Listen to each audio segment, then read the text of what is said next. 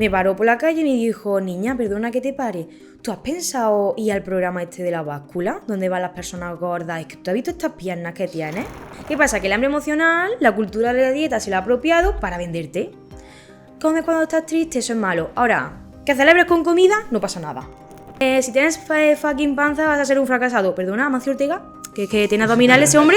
O sea, lo siento, o sea, yo que soy una psicóloga muy rebelde, o sea, a mí me gusta hablar claro. Díselo tú a ese señor, venga, siéntate enfrente suya y dice que es un fracasado porque tiene panza. Lo mismo es que te diga que estás más delgado, que estás más gordo. ¿Qué pasa? Que como socialmente hemos estigmatizado la palabra gorda, cuando alguien nos dice gorda o estás más gorda, es como, se está metiendo con mi físico. He tenido un caso de una paciente con anorexia que llegó fatal, ya le estaban haciendo transfusiones de sangre a la semana, porque ya era horrible. Tenemos que entender que todo lo que hagamos desde el dolor, el cerebro, el inconsciente, lo va a asociar a un castigo. Y va a intentar dejar eso, porque para él te estás castigando. Entonces, solo cuando de verdad te quieres, vives en plenitud y tienes esa relación de amor contigo, empiezan los cambios de autocuidado, porque nadie cuida lo que no quiere.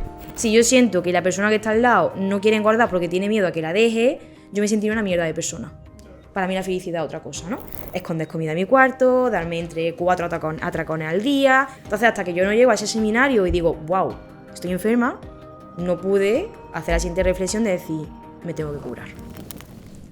Hola, muy buenas a todos. Os damos la bienvenida a este nuevo episodio. Hoy estará con nosotros Carmen Carmona Pozo, una experta en trastornos de la conducta alimentaria. Y bueno, Alberto, ¿puedes explicarnos un poquillo sobre...? Pues este episodio estamos seguros de que os va a ayudar a muchos de vosotros, porque siempre pensamos que tenemos una buena relación con la comida y la verdad es que no es cierto, porque nosotros nos hemos dado cuenta de ello durante la entrevista y os va a servir, estoy seguro. Seguramente. Y nunca olvidáis que El futuro es un destino. el pasado una experiencia Y el presente es nuestro. Bueno, hoy estamos con Carmen, psicóloga. Y la primera pregunta, Carmen, ¿cómo llegaste al punto de atarte cuerda en la barriga con el propósito de poner tu vientre plano? Pues creo que eso es una buena pregunta para empezar, porque tenemos que entender que a ese punto se llega cuando crees que controlas algo que no controla. Y es esa sensación de sentirte insuficiente, ¿no? Al final, cuando yo llegué a ese punto de atarme cuerda a la barriga, eso no fue que yo un día me despierto y digo, me atas cuerda a la barriga, sino que forma parte de una cultura, ¿no? Y de un sistema que sí que empieza más a nivel sistémico, ¿no? Familiar, ¿no? Pues una historial, pues yo siempre a mi alrededor había tenido personas, ¿no? Y ejemplos de mujeres que no se aceptaban corporalmente, que siempre hacían dieta, que luego no era estar delgada, ¿no? Yo siempre he sido una niña normativa, lo curioso, ¿no? Nunca he sido una niña gorda, pero siempre nació con ese sentimiento de insuficiencia, ¿no? De hecho, yo recuerdo el día de mi comunión, que es un día precioso y bonito, pues yo me encerré en el baño porque no quería salir porque me veía gorda con el vestido de comunión, ¿no? Entonces, claro, todo eso ya se lleva a una adolescencia donde socialmente se nos da todavía más peso a la imagen corporal, ¿no? Yo no tenía la típica barriga plana, entonces eso fue una medida desesperada por intentar encajar y sentirme válida, ¿no? En algo, ¿no? Era esa búsqueda continua de por fin sentirme válida y que encajaba por lo menos en ese tipo de canon, ¿no? Entonces, pues ante necesidades desesperadas, una cultura que te obliga a encajar en ese canon, pues medida desesperada. Entonces, pues faltaba una cultura muy grande, una educación muy grande en aceptación corporal y pues llegué a esa medida súper extrema. Y por no controlar, ¿no? Ese sentimiento de insuficiencia y por creer que yo estaba bien y que teníamos una relación buena con la comida que yo controlaba, pero en el fondo pues no se controla. Pues fue un momento también desesperado, ¿no? Porque no sabías tampoco a quién acudir o porque dijiste, mira, voy a hacer esto porque es que no puedo más. Claro, yo creo que el problema, ¿no? Es centrarlo todo en la autoestima física, ¿no? Que fue lo que me pasó a mí. O sea, el centro de mi vida era que no aceptaba mi cuerpo. Entonces yo sentía que no tenía fuerza de voluntad porque no estaba delgada. Yo sentía que no valía nada porque no estaba delgada. Yo sentía que no ligaba porque no estaba delgada. Era como todos los problemas de mi vida tenían un episodio, o sea, un centro, ¿no? Que era que no estaba delgada, ¿no? Esa era mi mentalidad. Entonces, claro, esa mentalidad súper extrema se va al otro extremo de cuando esté delgada, mi vida será maravillosa. Entonces, ¿qué quiero a toda costa? Estar delgada, tener esa barriga plana y tengo que conseguirlo sí o sí, ¿no? Esa es la mentalidad de mala aceptación corporal y en mi caso, ¿no? De TCA, de trastorno de la conducta alimentaria.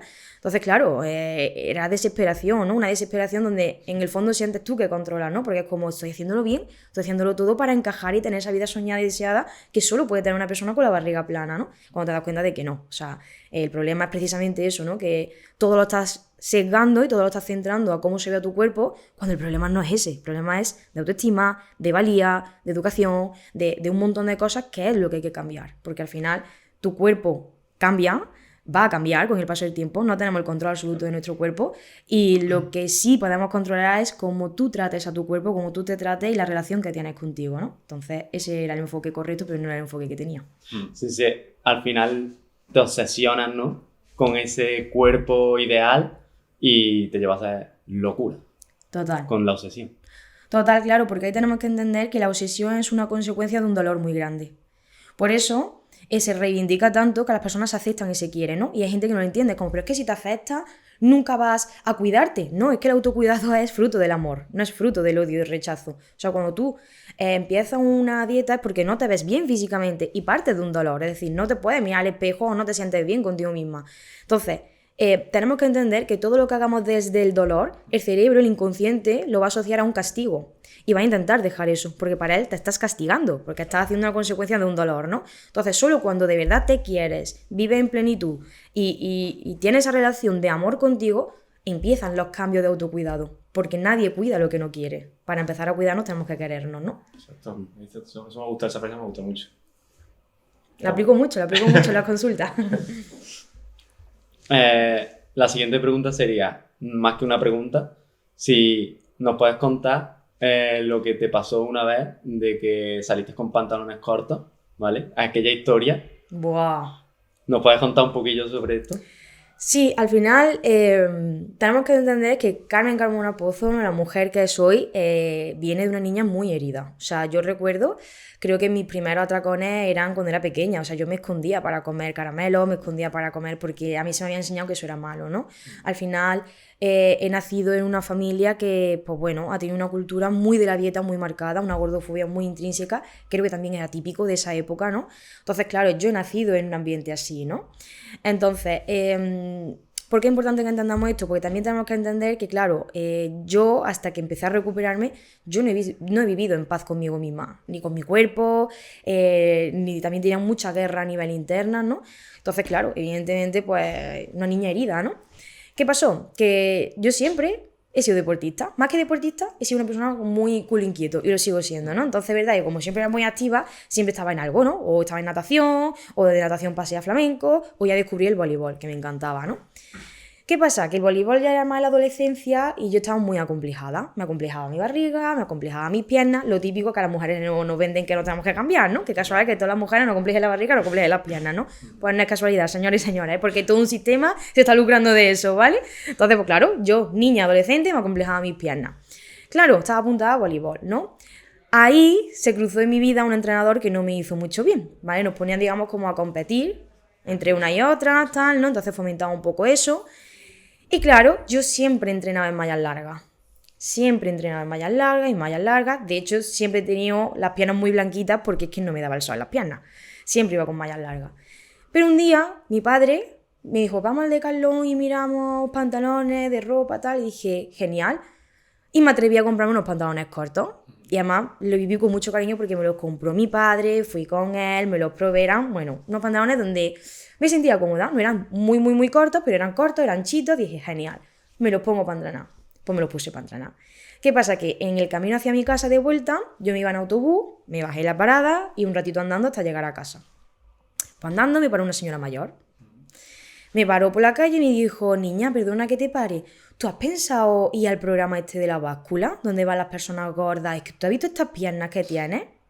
Imagina. O sea, yo llegué a mi casa con un ataque de ansiedad, mi madre, la pobre, destrozada, porque claro, imaginaos, ¿no? O sea, para mí había sido un acto muy valiente. Curiosamente, si os enseñara fotos mías de esa época, yo no era una niña gorda. Ojo, que aunque lo fuera, ese acto no está justificable. O sea, no es justificado, ¿vale? Pero es que encima tampoco lo era.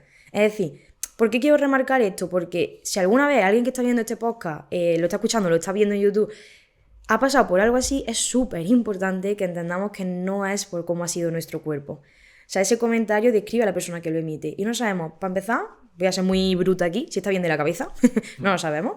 No sabemos su historial, no sabemos absolutamente nada de la persona que está emitiendo el juicio. Lo que sí tenemos que saber es que la persona al emitir el juicio no está hablando de nosotros. El problema no está en nuestro cuerpo, no tenemos que cambiar porque esa persona probablemente nunca nos vaya a aceptar. Porque vive en su mundo mental, de nada es suficiente y porque a ti te puede gustar más o menos una cosa, pero ese acto de hacer algo sabiendo que voy a hacer daño es un acto de maldad. Entonces eso define a la persona que está emitiendo el juicio, no a ti por habitar un cuerpo ni por como sea, porque nadie tiene derecho a sentirse juzgado por su mera existencia. Y quien lo juzga es la persona que tiene el problema, ¿no? Exacto. Yo creo que esa persona, esa mujer en ese caso, mayor, ¿no? Que era una persona mayor, dijo eso porque en algún momento de su vida no se ha aceptado nunca y como que lo ha pagado contigo. Total. Y ha dicho, pues, este muchacho, ¿dónde va? ¿Cómo voy así? Sí, yo no me atreví a hacerlo porque se atreve ella, ¿no? Totalmente. Ese es el talón de Aquiles y eso es, para mí, para Carmen Carmona Pozo, la base de la gordofobia y la base de la crítica al cuerpo. O sea, lo que da coraje es que una persona se acepte y se exponga con cosas que tú no te atreverías, porque al final te está haciendo un espejo de tus mayores miedos y de tus deseos frustrados. Entonces eso es lo que molesta, ¿no? O sea, esa mujer, además, mayor, época de otra manera, ¿no? Más machista y tal, seguramente a lo mejor, a saber si se ha puesto alguna vez un pantalón corto, ¿no? Y menos con un cuerpo no normativo, porque tenemos lo mismo, cuanto más machismo, más canon, o sea, más presión estética hacia las mujeres, ¿no? Entonces digamos que casi seguro ese era su contexto. Pues ver a una chica que no era normativa, con un pantalón corto, a ella le desencadenó esa envidia o ese deseo frustrado, ¿no? ¿Qué pasa? Que una cosa es el sentimiento y lo que te hace definirte es cómo tú gestionas ese sentimiento. Pues evidentemente esta mujer lo gestionó de mala manera, intentando, o sea, atacándome, y pues eso es lo que la define a ella, no me define a mí. Y en base a lo que ella te dijo, al final tú adquieres un poco el concepto que ella te transmitió y lo adquieres y lo interiorizas para ti. Entonces, explícanos un poco cómo nos solemos sentir cuando recibimos esas críticas en base a nuestro físico que quizás ni siquiera al final nos representa, ¿no? Uh-huh. ¿Cómo nos sentimos?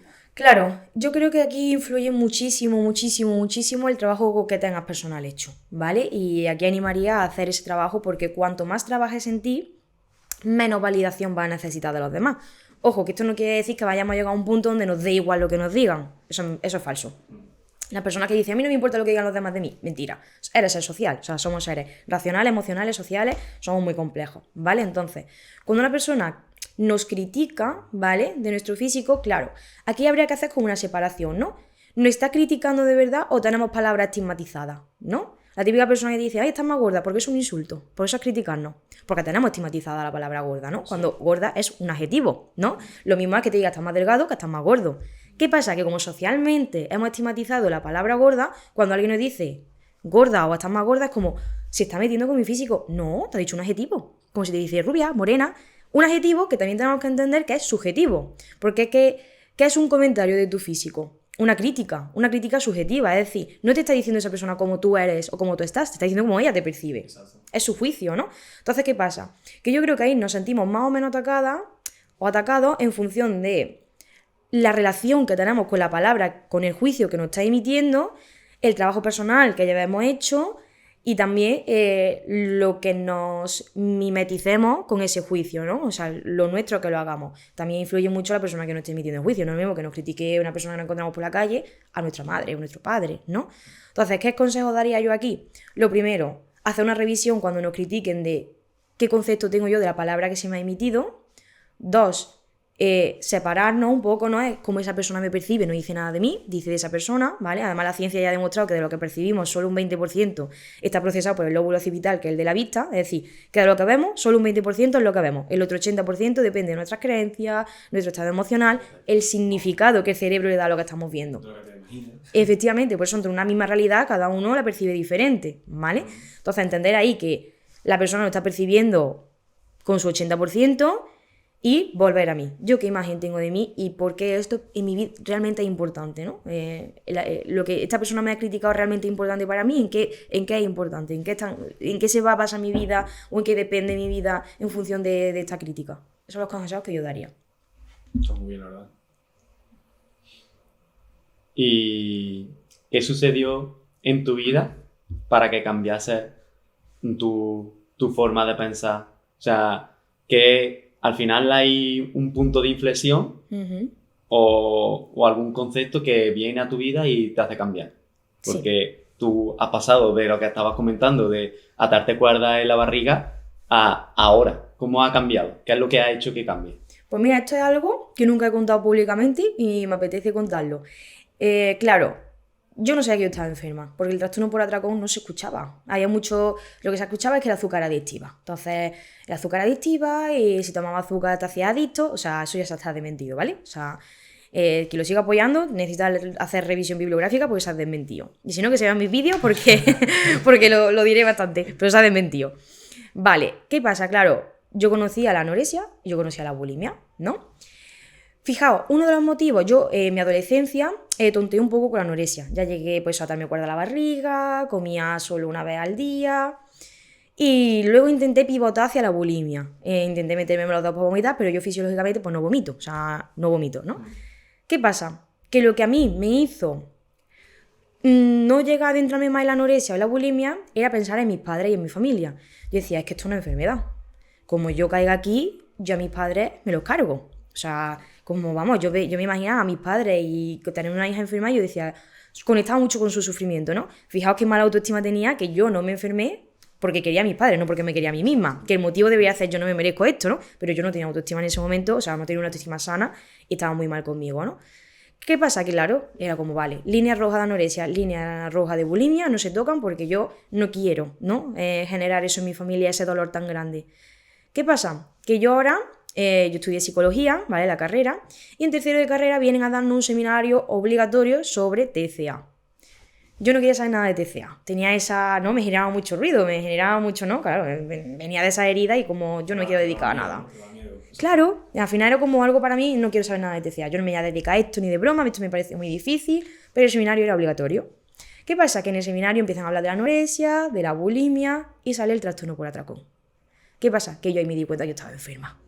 Entonces, los mismos argumentos que yo tenía para no tocar la anorexia y para no tocar la bulimia, ahora ya también los tuve para concienciar que yo tenía una enfermedad. Yo decía, tío, es que estoy enferma, es que estoy normalizando cosas, o sea, yo en tercero de carrera a mí me daba vergüenza hablar con chicos, yo me ponía la ropa de mi madre porque yo no quería pisar una tienda, no tenía talla, por supuesto, hola, tallas, ¿vale? Diversidad, por favor. Hola, hello, si vais estáis viendo esto, por favor. No, entonces, no había tallas para mí, estamos hablando de una niña adolescente, tío. Pues no había talla, me vestía con la ropa de mi madre, me costaba mucho ir a clase porque yo ya llegué a un punto de rechazo tan hacia mi cuerpo que pensaba que todo el mundo me iba a ver así. Yo que me veía encantado el deporte, dejé de practicarlo porque me daba vergüenza practicar deporte en público, o sea, ya me metí en una espiral, ¿no? Donde yo ya había normalizado que mi vida iba a ser así, ¿no? Entonces, lejos de aceptarme, estaba resignada a vivir conmigo, porque estaba en un dolor continuo, pero que había normalizado. Y, por supuesto, conductas de esconder comida en mi cuarto, darme entre 4 atracones al día, pero claro, nadie hablaba de eso, tío. Nadie. Entonces, hasta que yo no llego a ese seminario y digo, wow, estoy enferma, no pude hacer la siguiente reflexión de decir, me tengo que curar. Y ahí empiezo.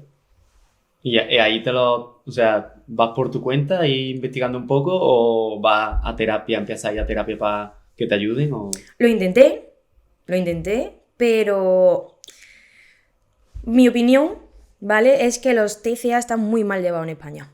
Hay muy pocos equipos que creo que lo lleven bien. Sobre todo porque creo que para dedicarte a ser profesional, sobre todo psicólogo y también nutricionista de TCA, tienes que tener muy trabajada tu gordofobia. ¿Por qué? Porque he visto en casos de pacientes que han llegado, que se trata muy diferente un TCA si era una persona gorda o una persona delgada. Y eso es un gran error. Entonces, ¿qué pasa? Que mi problema era que estaba gorda. No que tuviera un trastorno por atracón, mi problema es que estaba gorda. Todas las terapias, o sea, la terapia que probé, los nutricionistas, todas tendían a querer hacerme perder peso. Y ahí no estaba el problema. ¿Qué pasa? Que siempre eran con medidas restrictivas. Spoiler, la restricción es detonante de atracón, entonces me detonaban más atracones todavía, ¿no? Entonces, hasta que yo no llegué a hacer un trabajo previo y tal, no pude hacerlo. Y en mi caso lo hice sola. ¿Lo recomiendo? No. ¿vale? ¿Por qué? Porque yo también, es verdad que he podido hacerlo sola porque he tenido una formación, porque he tenido, hombre, al final la carrera te sirve, todo lo que vas absorbiendo, y porque no me quedaba otra. A mí me hubiese encantado hacer mi proceso con una buena terapeuta porque hubiese sido mucho más fácil. O sea, yo me pegué mucho tiempo porque al final tienes que enfrentar el miedo, ¿no? Al final, para dejar a la otra con él, lo primero que tienes que hacer es dejar de restringir. Dile tú a una persona que se está sintiendo que se descontrola 4 veces al día con la comida que puede comer lo que quiera. Da mucho miedo quitar las restricciones. Sí. Y luego, para mí, lo que fue detonante, que fue decisivo, es el mirarme al espejo, porque claro, yo en ese momento mi tamaño corporal era diferente, yo estaba gorda, pesaba 92 kilos. Y me miré en el espejo por primera vez y dije, se acabó, yo ya no me escondo más. Empiezo a vivir libre. Y con 92 kilos vestía exactamente igual que he visto ahora. Además me acuerdo que el primer pedido que hice, que fue en H&M, que ahí sí tenía talla, fue de lencería, ¿eh? El primer pedido de ropa que hice. Sí, yo dije, me voy a poner lencería, me voy a poner estos cortos y voy a vivir mi vida. O sea, voy a dejar ya de torturarme y de esperar tener ese cuerpo y voy a darme la vida que quiero ya. Y eso fue lo que cambió mi vida. El hecho de decir, no voy a resignarme a vivir con este cuerpo, sino que voy a ser feliz y voy a aceptarme de verdad así. Y ahí empecé a cuidarme, ahí empecé a marcar límites, a tener conversaciones incómodas, a decir esto ya no lo quiero más, y también a entender que ya no me hacía falta atracones porque atravesé muchos miedos. A mí me daba miedo comer chocolate y cosas delante de mi familia, pero porque siempre soy una niña muy... que no comas eso, que no tal, ¿no? Como muy... tienes que encajar en este canon. Entonces, el ponerme... yo comía escondidas por eso, porque me sentía juzgada, ¿no? Entonces, para mí, el ponerme delante de mi familia, que ojo, que muchas veces eran miedos míos, nadie me iba a juzgar, pero tenías tú ese miedo a que eso pasara, ¿no? Pues el ponerme delante de mi familia a comer algo que no fuera nutritivo, que no fuera sano, que no fuera para perder peso, jolín, es mucho miedo. Pero, de verdad, solo así se solventa un TCA, estando dispuesta a superar muchos miedos. Y por eso me hubiese encantado tener un profesional, porque tener a alguien que en esos momentos de miedo esté contigo, te abrace y te acompañe, jolín, es mucho, ¿eh? Es mucho. Alivia mucho daño y mucho sufrimiento. Y bueno, lo siguiente que queremos hablar es, Carmen, ¿tu propósito en la vida cuál es? Wow. Mira, mi propósito, además lo tengo súper claro, es que en mi caso yo me dedico sobre todo a mujeres, pero evidentemente esto incluye también a hombres y a género neutro. Pero mi propósito de la vida es que las mujeres vivan sintiéndose libres, sexys con su cuerpo y con la comida, ya. Que dejen de posponer esa vida perfecta e ideal que tiene su base en no sentirse suficiente. Mi propósito es generar como ese ejército, ¿no?, de mujeres que abren los ojos y dicen, tío, que ya soy sexy, que ya soy guapa, que ya soy válida, que no tengo que ir a un restaurante y buscar la carta para ver qué hay, para ver qué me voy a pedir. Que no, que la vida no va de eso. Escoger a esa mujer y empoderarla, decir, tía, que tú eres inteligente, que tú eres buena persona, que eres tal, y además eres un cañón de tía. ¿Qué haces que no te estás vistiendo con ese vestido pegado y te estás vistiendo con ese jersey ancho? Que te lo pongas, venga para afuera. Ese es mi propósito de la vida. Que cada vez haya menos mujeres que se sienten insuficientes con su cuerpo, haciendo barbaridades, desde operaciones que han salido mal porque encima buscas que sea barato y tal, hasta vivir mal, insegura y consentir relaciones tóxicas, que salgan de ahí a sentirse esa mujer empoderada, sexy, válida y sobre todo libre. O sea, ser la mujer que quieres ser y sobre todo darte cuenta y conciencia de que esa mujer ya vive dentro de ti. No tienes que hacer nada para buscarla, está dentro, tienes que quitar capas de inseguridad. Entonces diría que ese es mi propósito de la vida. Yo pienso también que una persona que está todo el rato obsesionada con perder peso, con encajar en la sociedad, más te agobia y yo creo que al final eso es como no avanzar, ¿no? No avanza al final, no consigues solucionar un problema que tienes y te atranca en ese sentido, ¿no? Claro, pero porque ahí lo que estás retroalimentando, o sea, tenemos que entender cómo funciona el cerebro. El cerebro es un foco, ¿no? Donde enfoca, enfoca y donde no enfoca, no enfoca. Entonces, claro, si yo parto de hacer cualquier cosa, desde dieta hacia un retoque estético, lo que sea, desde el no me acepto, inconscientemente la creencia que estoy retroalimentando es el no soy suficiente. O la creencia, que es la misma, pero se ha puesto mucho de moda, de no soy mi mejor versión. Me parece muy peligrosa esa creencia, ¿no? Porque ¿qué es una mejor versión? O sea, ¿cuándo va a llegar a tu mejor versión? Porque siempre se puede ser mejor, ¿no? Entonces, ahí lo que estás haciendo es darle la vuelta a esa creencia de no soy suficiente. Nunca llego a ser suficiente, ¿no? Entonces, ¿qué pasa? Que eso genera obsesión porque nunca me veo bien. Entonces, es como, venga, voy a empezar... Le he tenido en consulta a chicas, ¿no? Voy a empezar para perder 5 kilos. Pierdo 5 y... ¡Anda! Sigo sin verme bien. Porque ahora en verdad es que me falta culo. Pues venga, voy a ir al gimnasio. Es que ahora me falta pecho. En verdad es que si tuviera más nunca eres suficiente. Pero porque al final todos los actos que estás haciendo tienen el foco. Lo tienen mal. Entonces, evidentemente todas las chicas que pasan por consulta, incluida yo en mi proceso, han mejorado su hábito alimenticio, han mejorado su relación con el movimiento. Pero la han mejorado de un punto de decir, no. Yo no quiero más dietas, yo no quiero ya perseguir un canon. Ahora, yo me acepto, me quiero como soy, pero voy a aprender a cuidarme. Y sé que mi cuerpo tiene unas necesidades, y sé que necesito comer grasa, necesito comer proteínas, necesito comer verdura. Nada, también mi cuerpo necesita movimiento, pero movimiento libre. O sea, que no es movimiento no apuntando a un gimnasio. Puedes ser ponerte a bailar o hacer yoga, lo que quieras. Entonces la reconectas con ese amor, con esa abundancia y con ese autocuidado y no caes en esa trampa de obsesión. Porque ahí lo que hay es amor. Nadie se cansa de querer. Una persona se cansa de castigarse, de decir, tío, llegará ese día donde me den el premio a válida y aceptada socialmente. Pues no llega. Porque siempre es, puedo ser mejor. Siempre, y te engancha ahí y nunca llega ese sentimiento, ¿no? Y a veces llega el premio y no te sientes ni bien. Claro, porque ya te has machacado tanto en el camino que muchas veces te llega el premio y no te sientes merecedor. Es como, no me lo merezco. Claro que sí. Entonces, tenemos que entender que la evolución, el crecimiento, el mejorar, siempre tiene que ser una consecuencia desde el amor, conectar con esa fuente. Si conectamos con el dolor y con el sufrimiento, eso o tiene fecha de caducidad o te puede llevar a un problema mayor, ¿no? Pasa que venimos de una cultura del dolor, ¿no? Parece que las cosas en plan te tienen que doler para crecer.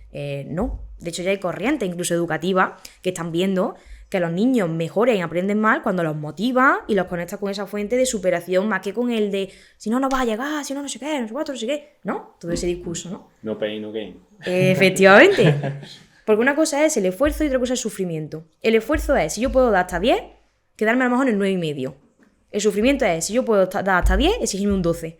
Que es lo que nos educan en esa sociedad, ¿no? De, ¿te puedes exigir más? No, señor. No. A lo mejor, o sea, sobre todo las mujeres, que somos tan cíclicas, ¿no? Que cada semana del mes parecemos a lo mejor una mujer un poco diferente, según cómo sea nuestro ciclo hormonal, ¿no?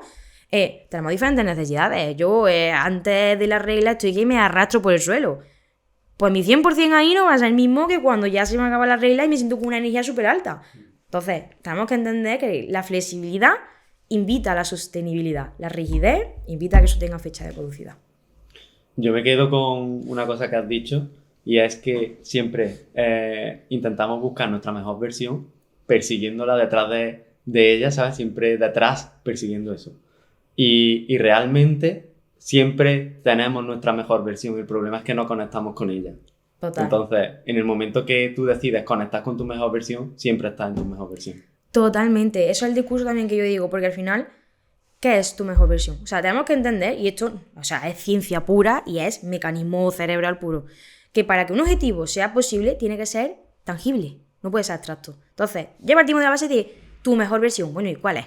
¿Cómo sé que he llegado, no? Como si coges el coche y no sabes para dónde vas. Pues te vas a tirar toda la vida conduciendo, porque si no tienes un destino, ¿no? ¿Cómo sabes cuándo has llegado a dónde querías llegar, ¿no? Pues ocurre igual, ¿no? Entonces ya empezamos ahí con la trampa mental, ¿no? Una meta abstracta, que es lo más complicado para nuestro cerebro, porque nunca llega.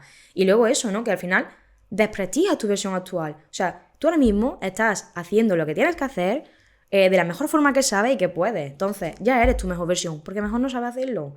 Que evidentemente dentro de 5 años lo podrás hacer mejor, sí, claro, pero al igual que no puedes exigirle a un niño de 5 años que actúe con la madurez de uno de 12, no puedes exigirte a ti actuar como actuarías o hacer las cosas porque no sabes, ni puedes y a lo mejor ni te apetece. Entonces, ahora mismo ya eres tu mejor versión. Entonces, se trata de conectar con esa fuente, ¿no? De amor, de motivación que te hace de verdad vivir la vida con una plenitud y con una abundancia donde ya todo se mueve, ¿no? Porque también tenemos que tener en cuenta que hay sistemas de nuestro cerebro que están encargados solo de que la realidad externa sea compatible con nuestra realidad interna. Es decir, que si tú piensas que eres un fracasado, prepárate porque tu mente se va a encargar de buscar fuera motivos para confirmarte que eres un fracasado. Entonces, si tú estás buscando continuamente tu mejor versión y nunca llega, solo vas a encontrar ahí fuera motivos para demostrarte que todavía no está en tu mejor momento. Cuando tú conectas con esa fuente, decir, mi vida es abundante, yo soy abundante y vivo en calma y en felicidad, te empiezan a pasar cosas. Oye, a mis pacientes le pasa, Carmen, no te lo vas a creer, quería dejar el trabajo y me han ofrecido otro. Y yo sí que me lo creo,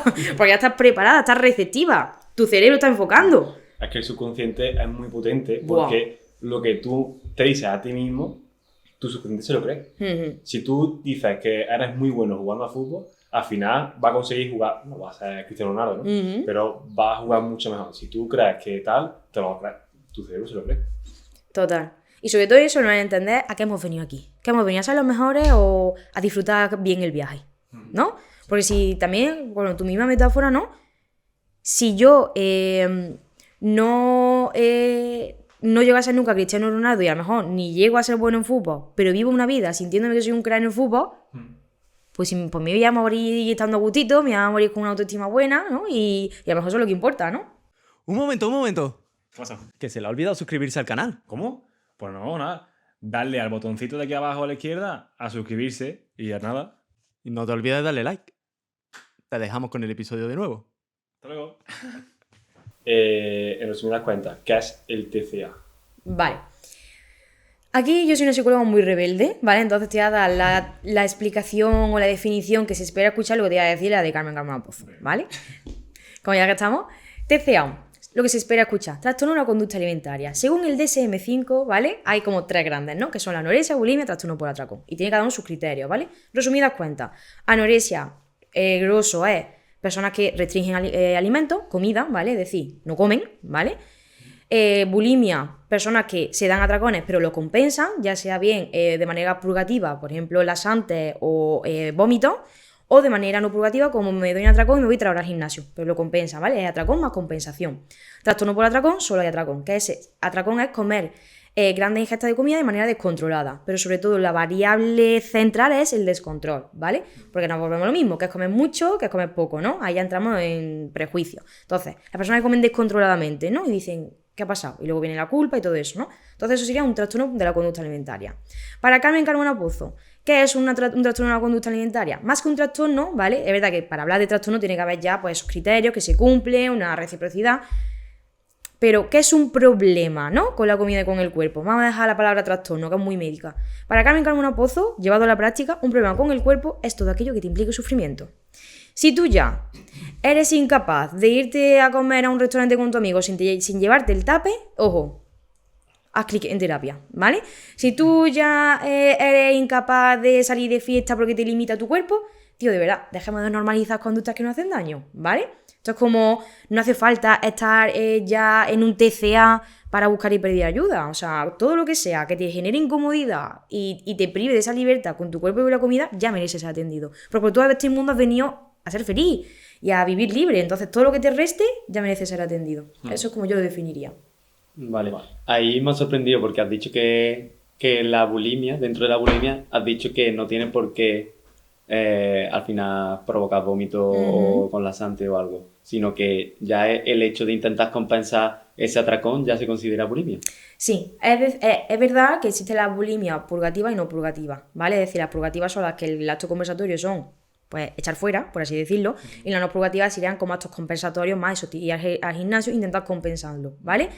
¿Qué es lo que pasa? Que es verdad que socialmente más así, la bulimia siempre es con actos de vómitos, pero porque al final tenemos que entender también que actuamos mucho por etiquetas, ¿no? Entonces, una persona que se siente muy mal por el atracón y tal, pues ya va a ver que la manera de compensarlo más tal es vomitar y va a caer en ese tipo de bulimia, ¿vale? Porque digamos que es como la etiqueta más grande que tiene la bulimia, ¿vale? Pero realmente hay muchas más cosas. Podríamos hablar también de la ortorexia, que es la obsesión por la vida saludable, ¿no? Cuidado con los real fooding camuflados, ¿vale? Porque son personas que bajo la bandera de salud tienen conductas que en realidad son conductas muy nocivas hacia su cuerpo, ¿no? Ojo, no estoy diciendo que esté en contra de la corriente real fooding, ¿vale? Estoy diciendo que esa corriente mal utilizada puede caer en una ortorexia, que es la obsesión por la vida saludable. Como todo, los martillos son buenos, sí, pero si le pega un martillazo a alguien, va a utilizar mal el martillo y te van a meter en la cárcel. Eso es todo, ¿no? Entonces, la ortorexia son esas obsesiones por la vida saludable, donde en realidad lo que estoy escondiendo es un miedo a engordar, porque tengo la estima de las personas gordas, yo me siento válido, tal, y me llevo el tape, rechazo planes, ya empiezo a esconderme detrás de esa bandera saludable y estoy escondiendo un trastorno, ¿vale? ¿Qué pasa? Que la ortorexia, al igual que la vigorexia, que es una obsesión por el deporte, la vigorexia, ¿vale? De hecho, la vigorexia puede haber dismorfia corporal, se ven menos voluminosos de lo que en realidad están.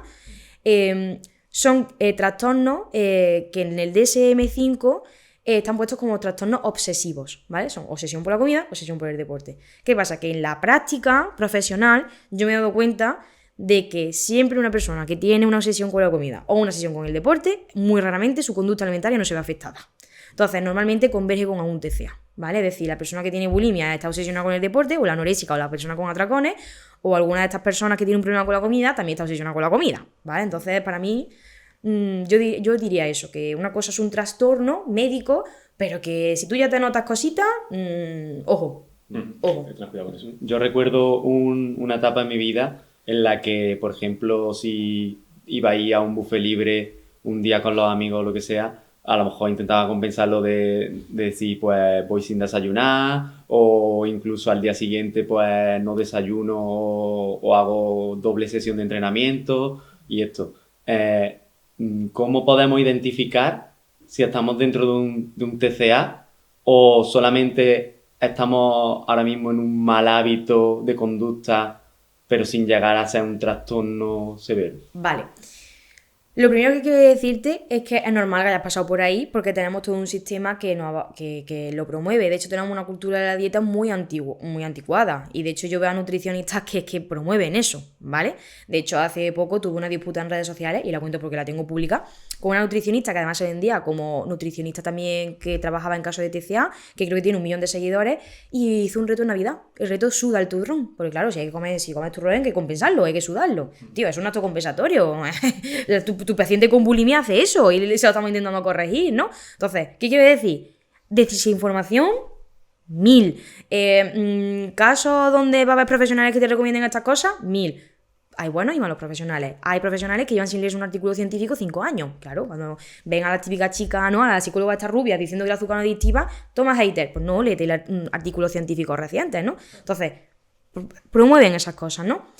¿Qué es lo que sí yo vería? Si son conductas aisladas o un patrón de comportamiento, que eso es lo que yo creo que diferencia el pre-TCA a un TCA.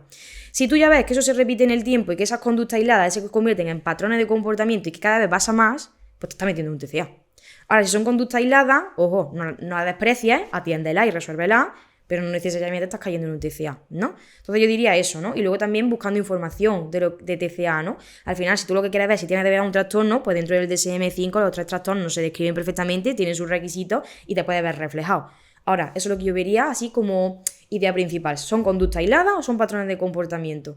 ¿Me ha pasado una vez puntual o dos? ¿O me está pasando ya mucho? Y eso me está generando ya mucho sufrimiento de... Es que ya no solo si voy un día a un buffet compenso comida, sino que es que además ya no estoy teniendo citas porque no me siento seguro con mi cuerpo. Y ya pienso, y si estoy 3 días sin comer, es decir, esa conducta aislada ya te está llevando a otras conductas que, ojo, se están convirtiendo en un patrón, ¿no? Y al final puede estar normalizada, ¿eh? Hombre, eso es Bueno, eso en todos los TCA se normaliza. En todos los TCA. ¿Qué es lo que pasa? Que ahí sí que hay una ventaja con el trastorno por atracón. Ojo, con el trastorno por atracón cuando lo tienen personas gordas, ¿vale?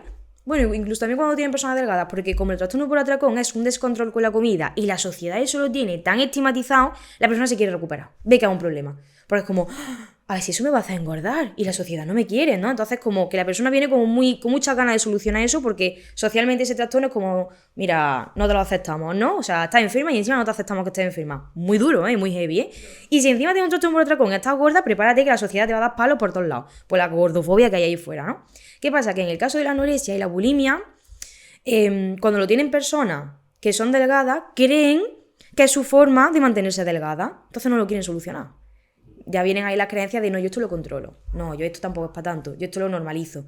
Pero es mentira. Es en realidad como un falso control que tú tienes, que te piensas que gracias a tener esa enfermedad vas a ser socialmente aceptada y te vas a sentir mejor, pero ahí no estás controlando tú, estás controlando tu enfermedad. Para empezar, estoy segura de que tienes una autoestima muy insana, una autoestima muy frágil y además te estás poniendo enferma a costa de ¿qué? ¿No? Entonces por eso el normalizarlo, ¿no? El anorexia y la bulimia es verdad que se normaliza más fácil porque es como me siento ahí cómoda en el sentido de creo que esas conductas son lo que me van a hacer adelgazar. Y en el trastorno por atracón, como el atracón está tan estigmatizado, las personas sí que lo normalizan menos y quieren curarse, digamos, está más receptiva al cambio. Yo tengo, por ejemplo, un familiar cercano, ¿no? Y veo que le está pasando esto, que tiene trastorno con la alimentación y demás.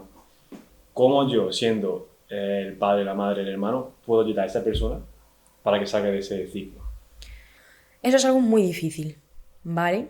Y yo, o sea, acompaño a todos los familiares y a todas las personas que estén acompañando en este momento porque es algo bastante, bastante heavy.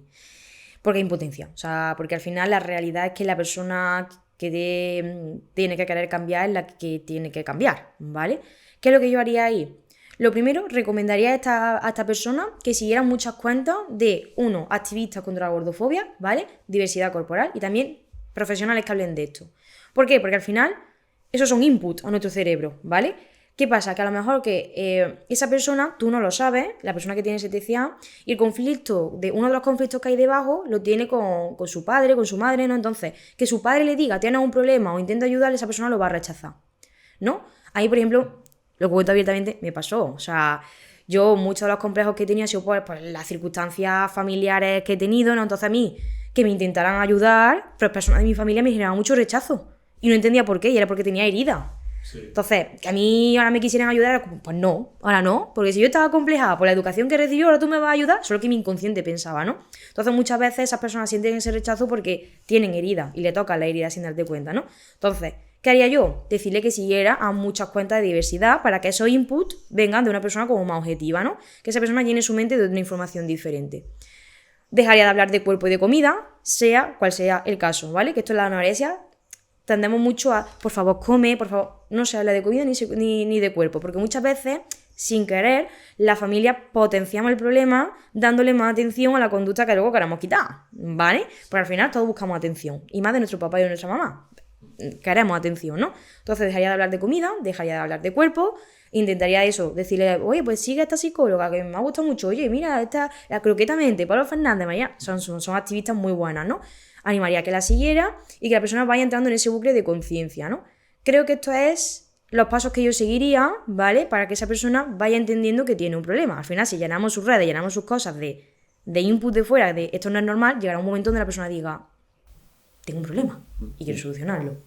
Crear estímulos y ver otro punto de vista de otra persona. Efectivamente. No lo ves de tus padres, que lo ves como violento, ¿no? Si es adolescente, quizás hablas con el entorno, con sus amigos, porque en la adolescencia solemos hacer más caso a las amistades, ¿no? Como tirar un poco que los inputs vengan de fuera.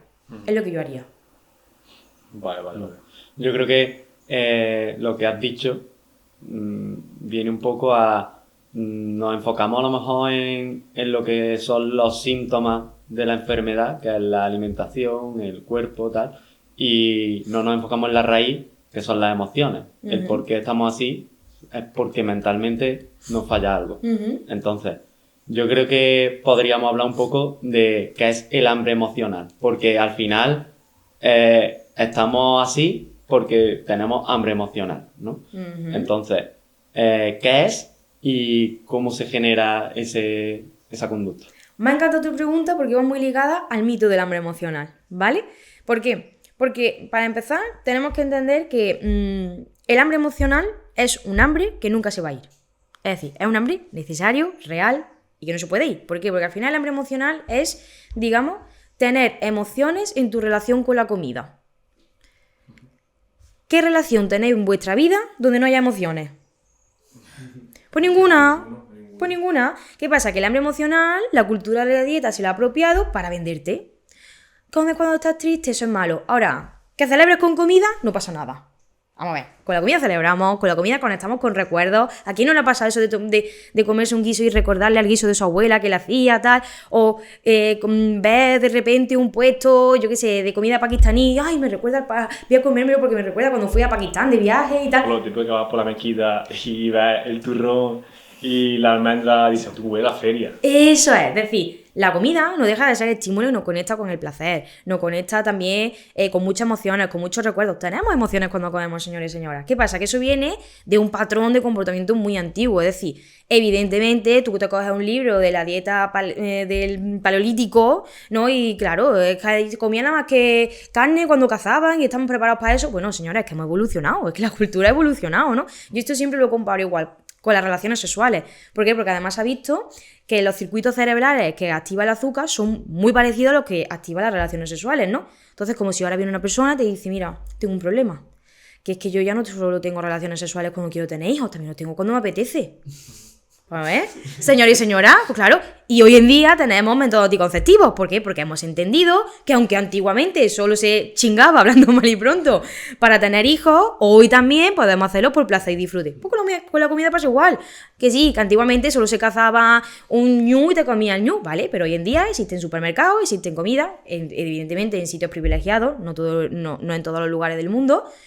Y tienes comida más variada y con más contenido de azúcar disponible que te va a generar más placer. Entonces, el hambre emocional no lo podemos distinguir porque el hambre emocional realmente es tener emociones cuando comemos. Ahora bien, ¿cuál es el problema del hambre emocional? Cuando es disfuncional. Y yo aquí siempre pongo un ejemplo. ¿Pasa algo si yo tengo un problema y llamo a una amiga? No, ¿verdad? O sea, tengo una amiga, la he llamado, sin más, ¿no? Es una amiga que ha atendido ese problema. ¿Qué pasaría si ahora cada vez que me pasa algo en mi vida necesito llamar a esta amiga? Ay, estoy agobiada. Amiga, por favor, atiéndeme. Estoy triste. Ay, amiga, por favor, atiéndeme. Estoy contenta. Ay, la estoy llamando cada 5 minutos, cada 10 minutos. O sea, la necesito en mi vida para todo. ¿Qué diríais de esa relación? Bueno, muy dependiente ya. Dependencia. Ya está ahí, dependencia, ya es tóxica. Pues a la comida.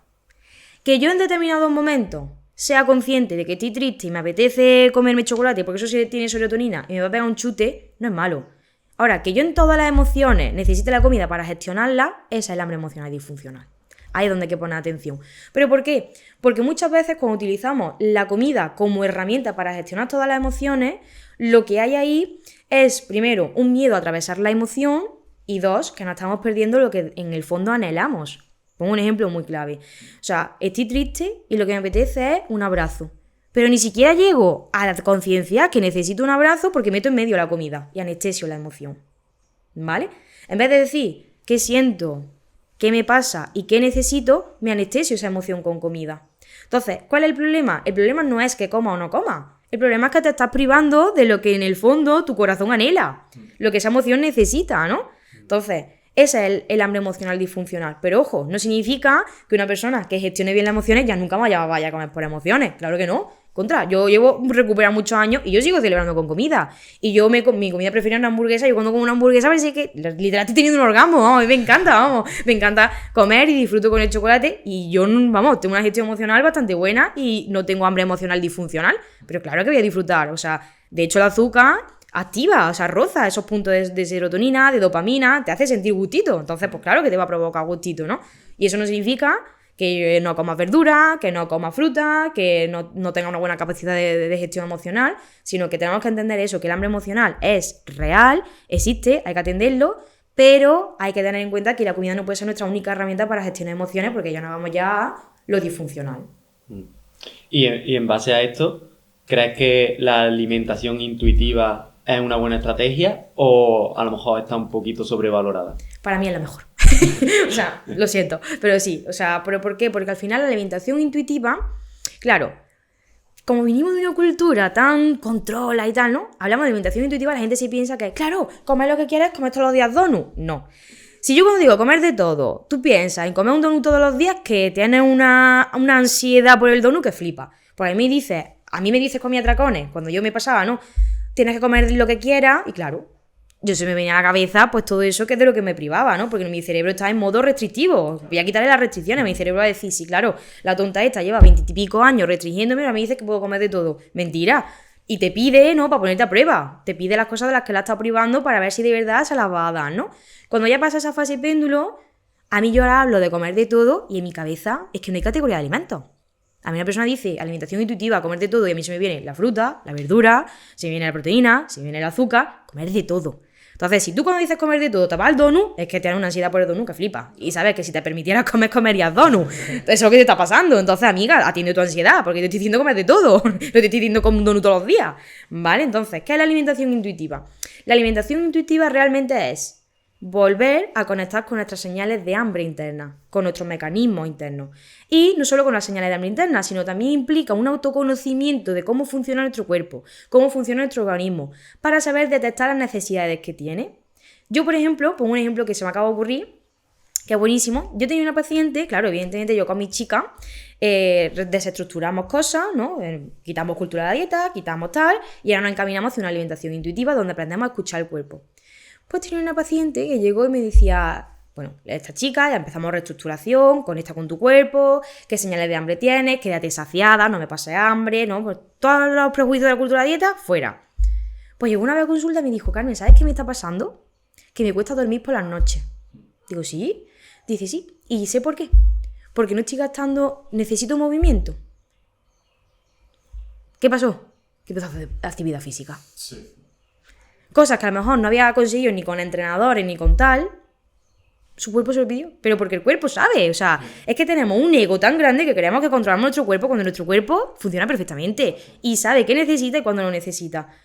Pues empezó a hacer actividad física, que era salir a andar, tal. Evidentemente tuvimos que hacer trabajo porque era una chica que tenía mucha aversión a actividad física, pues porque la gordofobia, ¿no? Lo típico, ¿no? De entrar al gimnasio y era una chica gorda y es como, ¿no? Y sientes miedo y sientes ese rechazo, ¿no? Y hay cosas que limpiar ahí.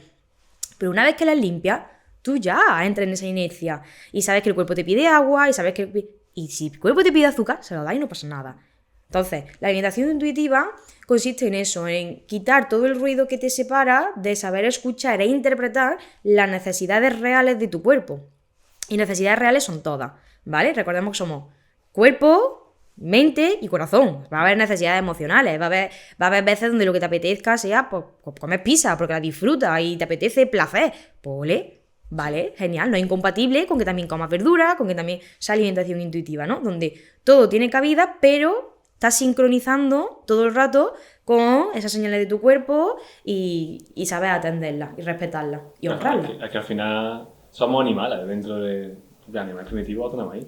Claro, tenemos todo un sistema perfecto, o sea, yo siempre pongo el mismo ejemplo, o sea, un bebé, nadie está diciéndole, dale de ella, no, ya no le des, no, sabe perfectamente cuándo quiere comer, pide pecho cuando quiere, quita la cara cuando no, o sea, sabe, es que sabe, pero porque tenemos hormonas, tenemos sistemas que saben regularizarnos. El problema es cuando ya entramos en la adolescencia y nos dicen, anda, chico, que es que tu cuerpo también tiene que ser apto, y para ser apto tiene que encajar en ese canon, y ya empezamos a pasar hambre, y ya no como cuando tengo hambre, ya cuando como y me he restringido caigo en un atracón y a lo mejor como más de lo que mi cuerpo necesitaba, y volvemos al cuerpo un poco loco. Nos desconectamos con esas señales, ¿no? Entonces hay que hacer una reconexión. Yo creo que hay, además, una que prácticamente la mayoría tenemos, y es el tema de los horarios con la comida. Buah. Porque es como, mira, a esta hora es la hora de comer, y aunque no tienes hambre, es que vas y comes porque es que es la hora de comer, no es porque tengas hambre. Entonces yo creo que ahí conectarse es de lo más difícil porque está tan socialmente asociado que es muy difícil separarse. Pero es la hora de comer y al final comes. Completamente, sí, tenemos un montón de normas. Un montón de normas autoimpuestas en relación desde categorías de alimentos, ¿no? Yo sé que digo, venga, alimentos que son buenos, alimentos que son malos, y todos tenemos categorías, o las hemos tenido, ¿no?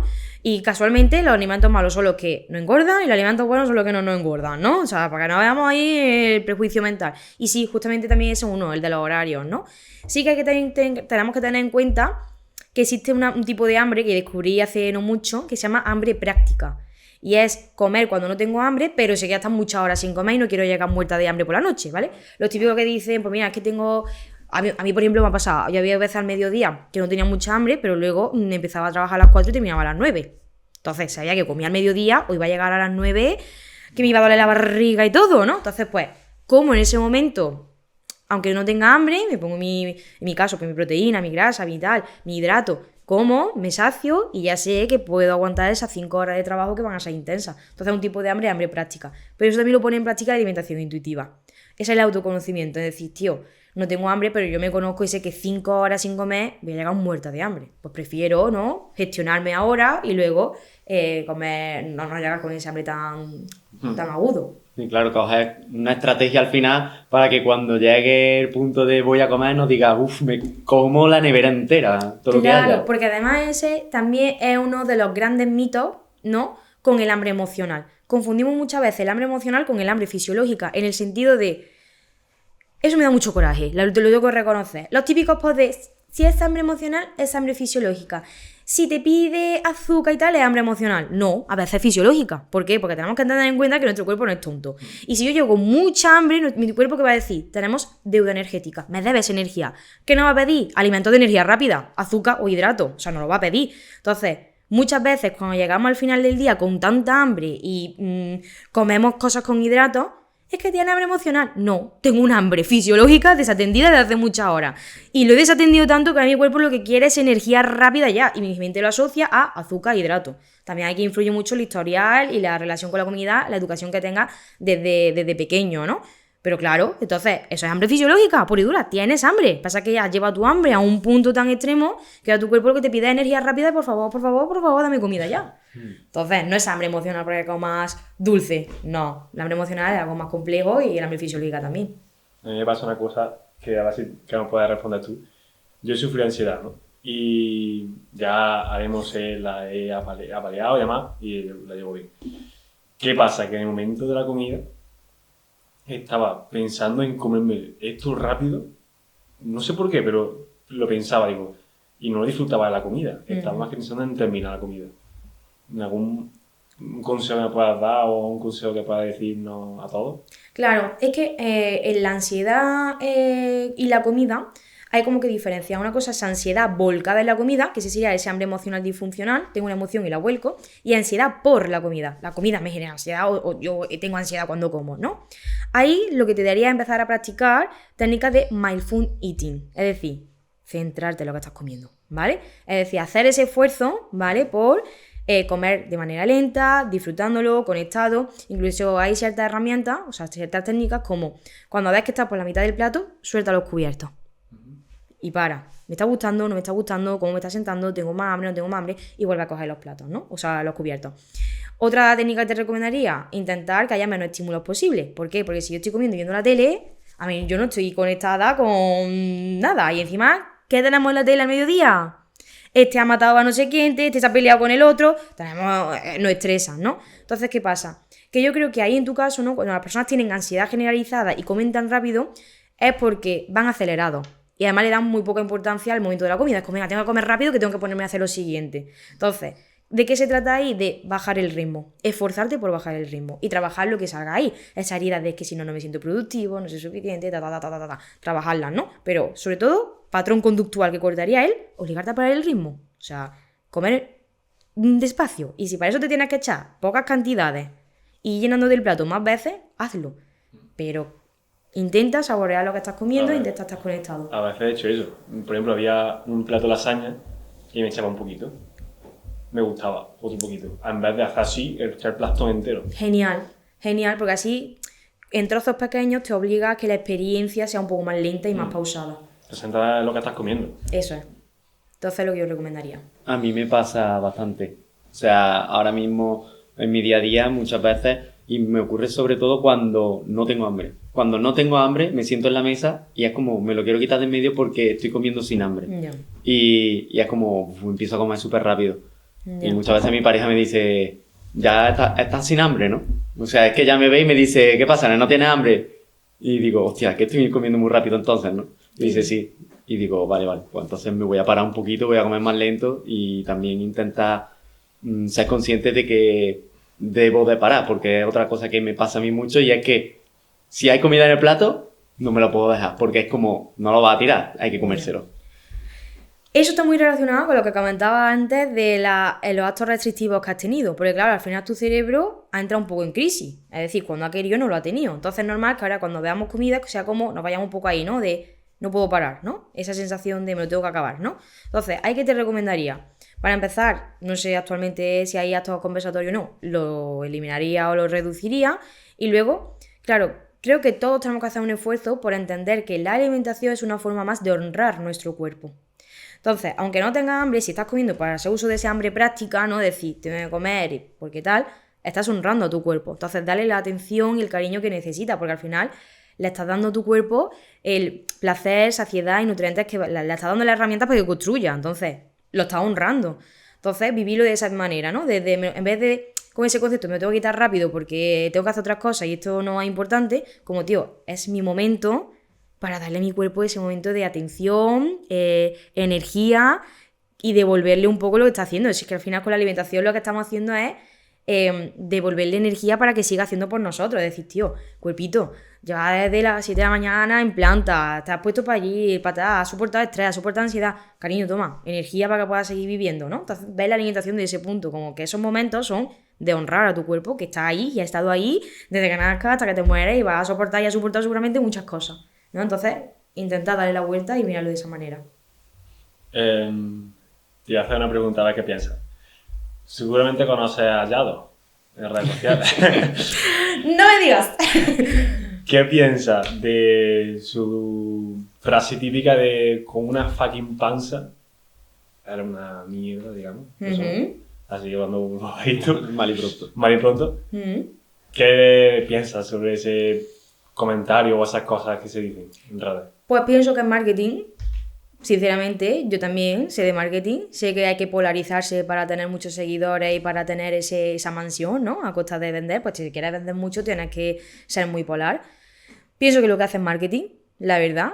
Evidentemente, para mí, para Carmen Carmona Pozo, el dinero no lo es todo, el marketing no lo es todo. Sinceramente, creo que es un personaje súper impostado. De hecho, sé de gente que dice que lo conoce y que en la realidad discrepa un poco a lo que... O sea, que puede que tenga esos valores, evidentemente Yado será una persona súper gordófobo, pero que no lo lleva tan extremo como muestra en redes, ¿no? ¿Qué pienso de ese discurso? Porque está fatal. ¿Qué quieres que te diga? Pues sí, está muy mal, porque al final está estigmatizando a cuerpos gordos y además es mentira. O sea, si tienes fucking panza vas a ser un fracasado. Perdona, Amancio Ortega, que tiene abdominales ese hombre. O sea, lo siento, o sea, yo que soy una psicóloga muy rebelde, o sea, a mí me gusta hablar claro. Díselo tú a ese señor, venga, siéntate enfrente suya y dice que es un fracasado porque tiene panza. Que te va a tumbar, o sea, si ese hombre está facturando 10 veces lo que tú, Yadito, ¿sabes lo que te digo? O sea, eso es lo que digo, ¿sabes? Entonces, no me cuentes historia. Hay muchas personas que tienen fucking panza y son exitosas y personas que tienen unos abdominales de hierro y no, porque entonces... Ahí lo que está hablando él es de sus propios prejuicios. Para él, el éxito es tener unos abdominales, tener una pareja a la que presumir como si fuera un trofeo, y lo siento, voy a ser muy cruda con esto, y tener un Lamborghini, una mansión y dinero, ¿vale? Para mí la felicidad es otra cosa. Yo necesito que la persona que tenga al lado me quiera, y yo me sienta querida. Y si yo siento que la persona que está al lado no quiere engordar porque tiene miedo a que la deje, yo me sentiría una mierda de persona.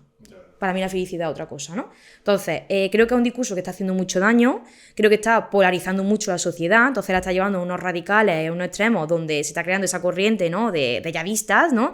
De hombres donde generalmente son hombres, porque él se dedica sobre todo a público objetivo. Que creen que el físico está ligado a una consecuencia económica y que sobrevalora esa consecuencia económica, ¿no? O sea, todo el mundo... no necesita tener 1 millón de euros para ser feliz, eso para empezar. Y para seguir que por favor que me enseñen la evidencia científica donde tener abdominales te hace millonario, porque entonces estamos aquí bastante más millonarios de lo que nos pensamos y nos estamos dando cuenta, ¿no? Entonces, por favor, hay que tener un poco más de pensamiento crítico. O sea, el ejemplo que he puesto de Amancio Ortega me encanta ponerlo porque es que es muy obvio. O sea, me estás contando historias. Es que él dice que si no tienes un cuerpo bonito, no tienes disciplina. Y si no tienes disciplina, no puedes llegar a hacer nada en la vida. Claro, es que ahí me toca un poco la moral porque ya entramos primero en qué es un cuerpo bonito. Nos perdemos. ¿Por qué un cuerpo gordo no es bonito? Porque a mí el cuerpo gordo que me gusta. ¿Me entiendes? Y a mí me han gustado chicos de diversidades corporales. Entonces, ¿qué es un cuerpo bonito? ¿No? Entonces ya inconscientemente te está imponiendo su canon. Si no tienes el cuerpo que yo digo, no es bonito y en consecuencia no tienes disciplina. Para seguir, le recomendaría que se leyera el último artículo científico de la fuerza de voluntad. Se ha demostrado que es limitada. Es decir, las personas que se proclaman fuerza de voluntad son en procesos que le gusta. Es decir, a este hombre le gusta el deporte y a este hombre le gusta la vida que tiene. Entonces la fuerza de voluntad le salva de esos momentos donde no tiene ganas, pero generalmente el proceso le gusta y obtiene una recompensa. ¿Vale? Me gustaría ver cómo sería su disciplina si no factura lo que factura siendo Yado. Sí. A lo mejor vendería ese personaje tan radical si no le encontrara ese beneficio. Te aseguro que no. Entonces, y luego... No lo veo coherente en su discurso, porque después muchas de las cosas que tiene en su vida, o muchas de las personas a las que expone, sí, tiene cuerpos bonitos, pero también voy a ser muy bruta, pagado por un cirujano. Entonces, claro, ¿qué disciplina hay ahí? ¿Qué disciplina hay ahí, no? Entonces lo veo también un discurso incoherente. O sea, claro, si tú me das a mí unos cuantos de dinero para ponerme, quitarme y tal, y además tengo una genética bastante buena, claro que voy a tener un cuerpo que tú consideras que es bonito. Contra, me lo he moldeado a golpe de bisturí. Además es contradictorio porque han hecho lo rápido y lo sencillo. En vez de una disciplina de gimnasio, una vida sana, plena. Sí, y luego eso que él vende esos valores, ¿no? Entonces también vende la cosificación de la mujer, porque, insisto, la expone como si fueran trofeos, vende una vida de lujos materiales. Vale, yo no la quiero. Yo eso no lo quiero. Para mí el dinero es una consecuencia de ayudar a personas, montar mi empresa con una visión y una misión clara. A mí eso no me gusta. A mí, y yo como mujer no me sentiría bien estando con un hombre que por mucho dinero que tenga me saca de esa manera. Yendo tanta gente a terapia como has conocido y esto, ¿qué locura has podido llegar a ver tú en terapia de mujeres u hombres que hayan llegado con problemas de la conducta de la alimentación? Pues la verdad es que mucha, por desgracia. He tenido un caso de una paciente con anorexia que llegó fatal. Le estaban haciendo transfusiones de sangre a la semana, porque ya era horrible. Y bueno, la toma de laxantes la había generado, bueno, la han tenido que intervenir quirúrgicamente 2 veces, porque creo que, como me dijo, como que se descolgó el útero o algo así por la toma de laxantes. También he visto, converge mucho los trastornos de la conducta alimentaria con autolesivos, de cortarse, de hacerse cortes. Bueno, lo de atarse cuerda en la barriga. He tenido pacientes también que lo habían hecho y se han sentido muy identificadas y muy cuando yo lo he contado. Estar días sin comer o darse un atracón súper grande, que eso también es una conducta autolesiva para el cuerpo. O sea, los atracones al cuerpo, son heavy. Entonces, atracones súper grandes. Ya también, para mí, a lo mejor no son conductas tan gore, ¿no? O tan wow, pero para mí también son muy dolorosas el sentirte mala madre porque estás gorda. ¿En serio? Sí. Y ha habido discursos de eso, ¿eh? Y yo lo he pillado en redes. Y he dado caña a tela. De piensa en tu hija, hazlo por tu hija, el perder peso. Y es como, tío, ¿no la estás viendo que la estás generando a la persona? Que en el momento que esa mujer engorde se va a sentir además mala madre. A eso es lo que voy, de que comentamos al principio de este podcast, ¿no? De centrarlo todo en cómo sea tu cuerpo. Es que podemos hacer tanto daño. Entonces he visto realmente barbaridades muy grandes de ese tipo. Bueno, eso sí que no me lo esperaba. Pues mucho. O sea, ten en cuenta que las mujeres tenemos mucha presión. Mucha presión. De hecho, salió un artículo... Claro. Sí, no, sí. Salió un artículo científico hace nada, que lo descubrí hace poco, que decía que cuando una pareja de hombre y mujer se casaban, científicamente estaba demostrado que las mujeres sumaban 7 horas de trabajo y el hombre las restaba. O sea, las mujeres tenemos mucha presión. Pero, ojo, porque hemos nacido educadas para ser cuidadoras, para ser tal. Entonces, la presión estética, o sea, la alfombra roja, los tal, como se critican a las mujeres que van a la alfombra roja, no se critica igual a los hombres. La presión que tiene una mujer de sorprender con ese vestido el día de su boda, no la tiene un hombre. Entonces, digamos que estéticamente estamos bastante más presionadas. Entonces, si a eso se le suma toda la presión, además de ser buena madre, de tal, ya ahí se pueden mezclar tantas cosas que al final el fallar en una te hace sentir insuficiente en esa y en todas las demás. Entonces sí, suele ir muy relacionado también. Carmen, ¿cómo podríamos cambiar nuestra forma de pensar para no sentirnos mal con nuestro físico? Vale. Ahí lo primero que haría sería, y es lo primero que recomiendo a mis pacientes, seguir cuenta de diversidad corporal. ¿Vale? Y aquí también voy a hacer una especial mención a todas esas activistas del movimiento contra la gordofobia, que además son chicas gordas, porque, o sea, lo que hacéis me emociona, porque yo también soy consciente de mis privilegios. O sea, yo al final, en mi caso, cuando dejé los atracones, mi cuerpo cambió y adelgacé. Pero yo sé que el mismo discurso que estoy dando ahora lo llego a dar pesando lo que pesaba y los haters se hubiesen multiplicado por 4. Entonces tengo que también ser consciente de la situación de privilegios que ofrece un cuerpo normativo y la divulgación. Y eso me hace valorarlas todavía más, ¿no?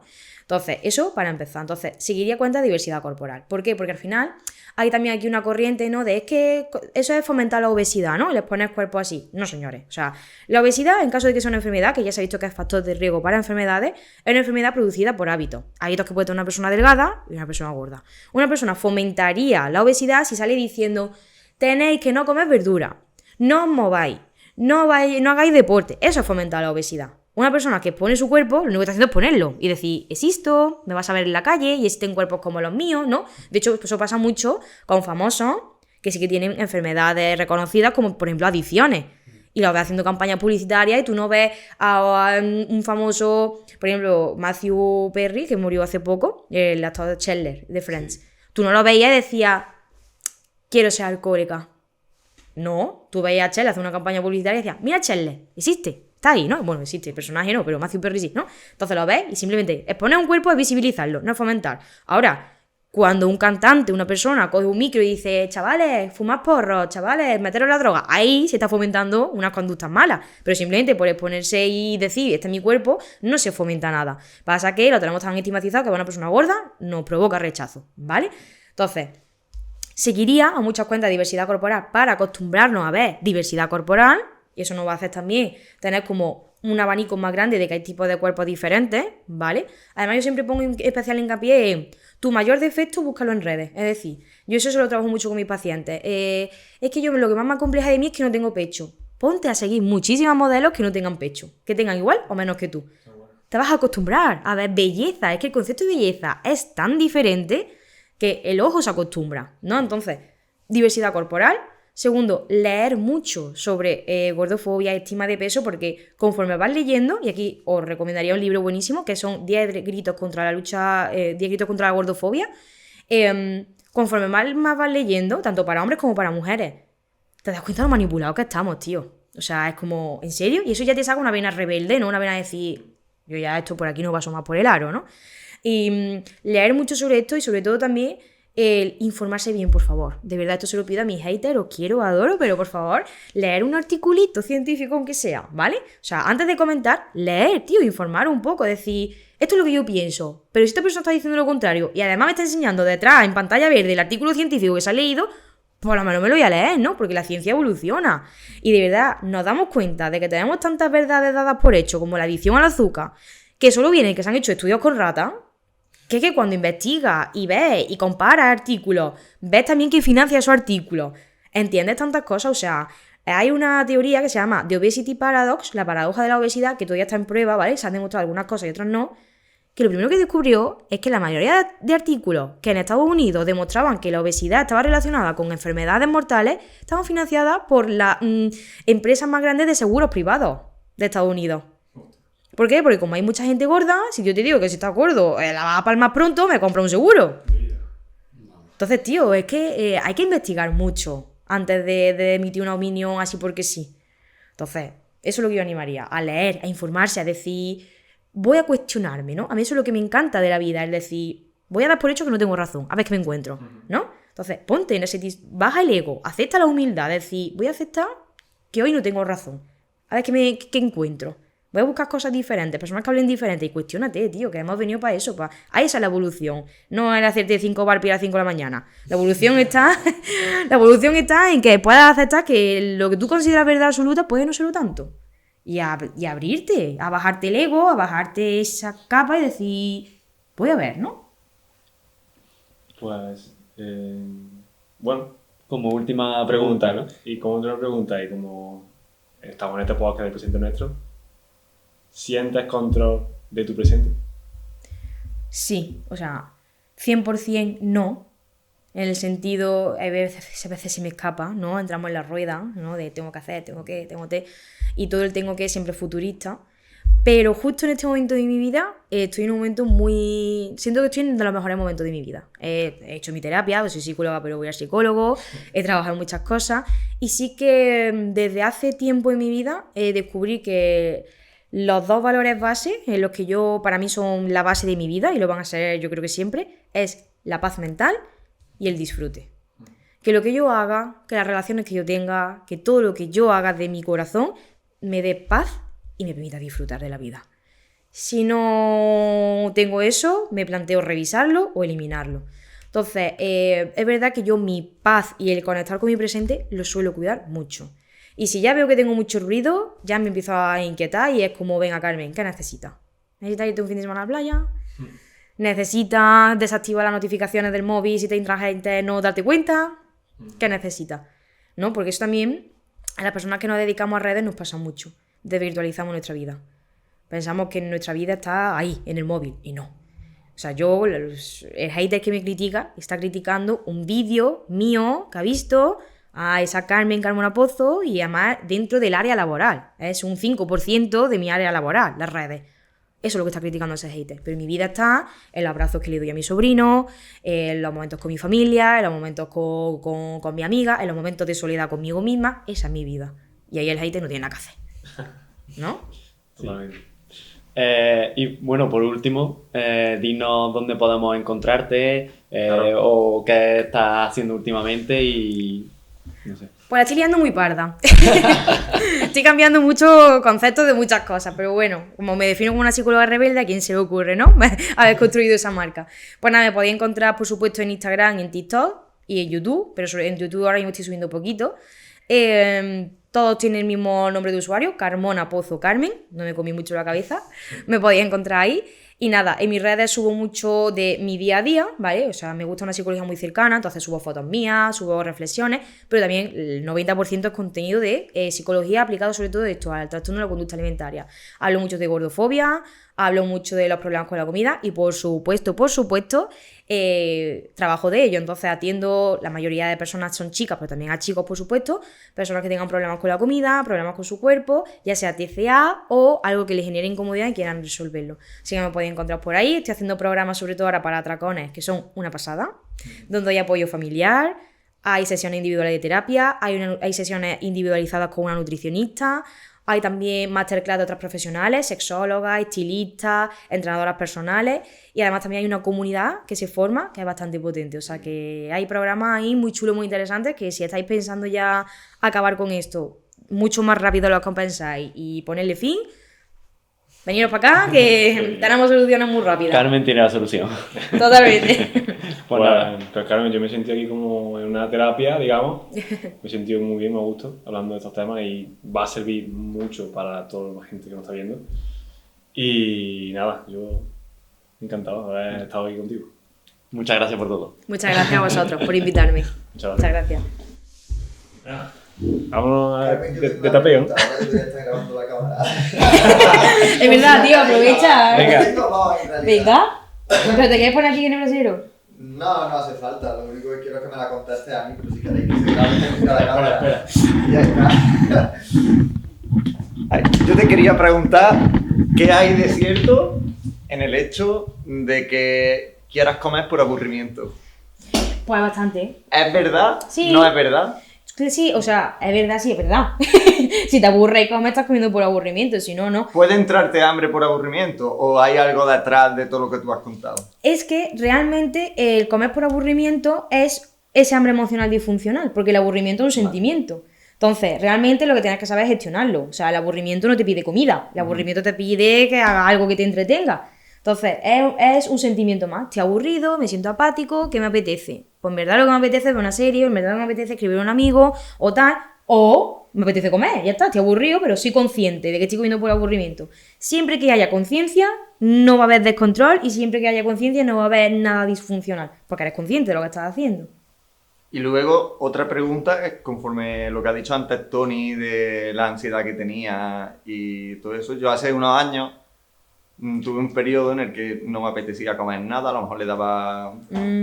Tenía hambre, pero en cuanto cogía una cucharada, o aquí está Alberto, por ejemplo, que vivía conmigo, y lo sabe, él comía súper rápido y sin embargo yo no podía comer bien. Fui al médico y lo que me dijeron fue que tenía que comer más lento y que no sé, me mandaron incluso unas pastillas, recuerdo durante un mes o algo así, no recuerdo para qué era. Y a mí no me sirvió de nada. O sea, Claro. eso me duró una semana, 2 semanas, puede que incluso casi un mes. Y yo no sé por qué todavía. Yo lo achaco a ansiedad, pero externa a la comida. Muy Pero no bien. estoy seguro. Sí, pues eso. ¿Puede ser eso o puede que fuese algo de verdad específico de la comida? No, de hecho, esa es la otra cara de la ansiedad volcada por la comida. O sea, cuando tú tienes un problema, una emoción mal gestionada y tal, te puede dar por ansiedad volcada a la comida y comer mucho, y te puede pasar de, se me ha cerrado el estómago. Exactamente. Pues es que eso parecía que eso me ocurría a mí todos los días. Pues eso es ansiedad volcada Pero por la durante comida. mucho tiempo. O sea, quiero decir que fueron unas 2 semanas o incluso 3 Pues Fue muy ansiedad por la vago. O sea, comida. es que hasta fui al médico Sí, precisamente. sí, porque ya te estaba rayando. Claro. Pues eso es ansiedad bloqueada por la comida. Ahí lo que habría que ver es eso. ¿Qué emociones tienes ahí? ¿Con qué te está conectando? Liberarla, darte tu espacio y también como autoconocimiento. Pues tú ya tienes que saber que cuando se te cierra el estómago, que estás teniendo ahí un poquito de ansiedad que hay que Claro. gestionar. Y también tienes que saber que cuidado con la ansiedad porque te puede llevar a que se te cierre el estómago. Yo tengo una amiga a la que le pasa Ujú. y lo ha ido trabajando. Vale, pues ya está. ¿Ya? Pregunta resuelta. ¿Listo, Calixto? Esa ha sido buena, ¿eh? Puede quedar muy chulo, además, por más Súper improvisado. de Ya ves. improvisación total. Tenemos gente en el público con preguntas.